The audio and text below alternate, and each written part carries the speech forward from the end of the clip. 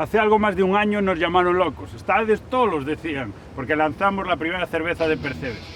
3 horas y 5.000 litros vendidos después, el mundo nos dio la razón. Y nos gusta mucho que nos den la razón, pero nos gusta mucho más que nos llamen locos. Por eso presentamos nuestra mayor locura hasta el momento. 200.000 botellas de cerveza de Percebes. Y ahora no se trata de si podemos hacerla, que sí, gracias. Se trata de que seas de donde seas, puedas probarla. Saúde. Porque igual hace poco, o hace mucho, o hace nada que te has comido unos buenos Percebes. Pero de lo que estamos completamente seguros es de que in your not Percebes life has probado una cerveza como esta. ¿De quién sabe?